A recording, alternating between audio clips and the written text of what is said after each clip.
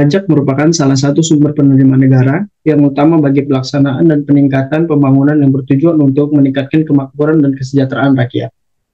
Pemungutan pajak dilaksanakan untuk kepentingan rakyat, maka pemungutan pajak tersebut haruslah terlebih dahulu disetujui oleh rakyatnya sebagaimana dinyatakan dalam pasal 23 ayat 2 Undang-Undang Dasar 1945 yang telah diamandemenkan dalam pasal 23A Undang-Undang Dasar 1945 yang berbunyi pajak dan pungutan lain yang bersifat memaksa untuk keperluan negara diatur dengan undang-undang. Hal ini memperlihatkan bahwa pajak yang dipungut harus berdasarkan undang-undang sehingga menjamin adanya kepastian hukum.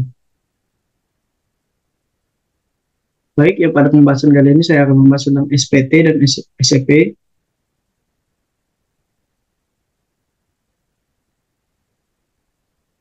Apa itu SPT?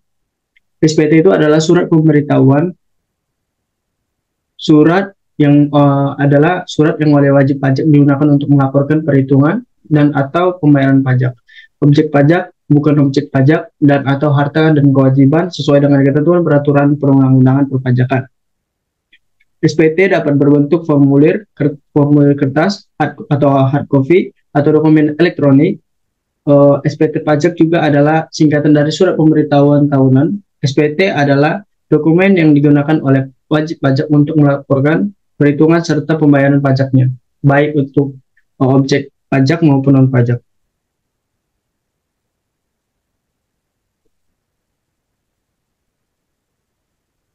Macam-macam pajak. Macam-macam pajak terbagi menjadi dua, yaitu ada SPT tahunan dan SPT masa. Yang pertama itu adalah SPT tahunan.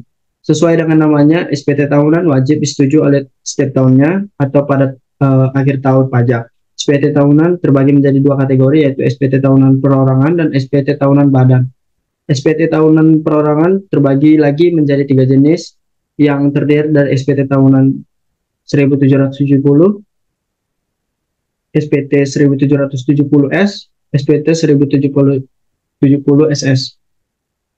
Yang menjadi perbedaan antara ketiga jenis SPT tahunan ini terletak pada status kepegawaian seseorang sumber lain, serta besaran wajib pajak setiap tahunnya. Yang kedua itu adalah SPT masa. SPT masa digunakan untuk melaporkan pajak dalam kurun waktu tertentu atau bulanan. Jenis pajak yang harus dilaporkan setiap bulan oleh SPT masa terdiri atas pajak penghasilan atau PPh pasal 1, PPh pasal 22, PPh pasal 23, dan lain sebagainya. Meskipun ada 9 jenis pajak di atas memiliki SPT masa, format setiap formulir pajaknya berbeda-beda. Perbedaan format SPT masa terkait dengan tarif dan pajak objek berbeda untuk masing-masing jenis pajak. Tak hanya format formulirnya saja yang berbeda, batas pelaporan serta jenis SPT masa juga berbeda.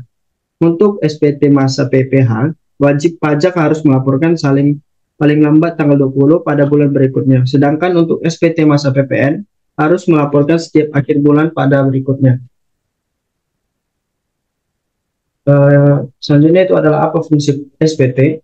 Bagi wajib pajak, SPT berfungsi untuk melaporkan dan mempertanggungjawabkan perhitungan jumlah pajak yang sebenarnya terutang untuk melaporkan tentang yang pertama adalah pembayaran dan pelunasan pajak yang telah dilaksanakan sendiri dan atau melalui pemotongan atau pemungutan pihak lain dalam 1 tahun pajak atau bagian tahun pajak.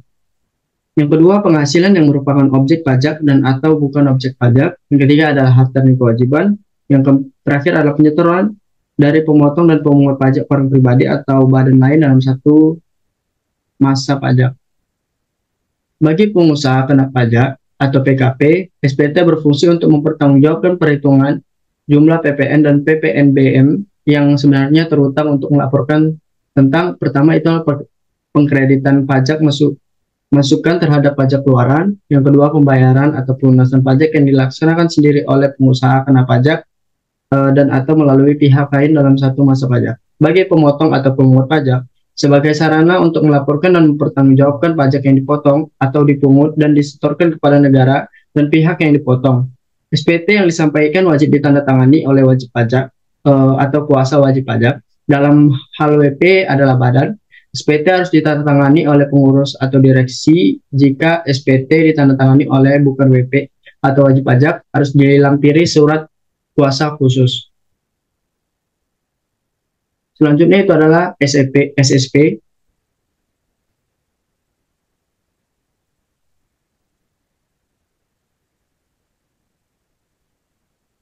Apa pengertian dari SSP? SSP adalah bukti pembayaran atau penyetoran pajak yang telah dilakukan dengan menggunakan formulir atau telah dilakukan dengan cara lain ke kas negara melalui tempat pembayaran yang ditunjuk oleh Menteri Keuangan. Bentuk formulir SSP ini sesuai dengan peraturan Direktur Jenderal Pajak nomor 38 PJ 2009 tentang bentuk formulir surat setoran pajak sebagaimana telah diubah dengan peraturan Dirjen Pajak nomor 24 PJ 2013 tentang perubahan kedua atas peraturan Direktur Jenderal Pajak nomor 38 PJ 2009 tentang bentuk formulir surat setoran pajak. Setiap SSP hanya bisa digunakan untuk melakukan pembayaran atau penyetoran untuk satu jenis pajak untuk masa atau tahun pajak, satu surat ketetapan pajak atau SKP, surat ketagihan pajak atau STP, surat ketetapan PBB, surat tagihan PBB, atau satu surat keputusan atas hukum yang mengakibatkan jumlah pajak yang harus dibayar bertambah. Fungsi SSP itu sendiri sebagai bukti utama dan sarana administrasi bagi wajib pajak yang sudah melakukan pembayaran sesuai dengan aturan yang berlaku. Wajib pajak yang telah menyelesaikan kewajibannya terkait dengan pajak akan mendapat bukti pembayaran pajak yang telah disahkan atau telah mendapat validasi dari pejabat kantor atau pihak lainnya yang memiliki kewenangan dalam hal ini. Selanjutnya itu adalah batas waktu atau penyetoran pajak. Setiap jenis pajak memiliki batas waktu pembayaran yang berbeda-beda, maka wajar apabila wajib pajak masih keliru mengenai ketetapan batas waktu atau jatuh tempo pajak ini. Oleh karena itu, pemahaman tentang batas penyetoran pajak agar terhindar dari sanksi keterlambatan setor pajak. Untuk surat pemberitahuan atau SPT tahunan, PPh wajib pajak orang pribadi atau OP, batas penyampaian SPT-nya adalah paling lama 3 bulan setelah akhir tahun pajak.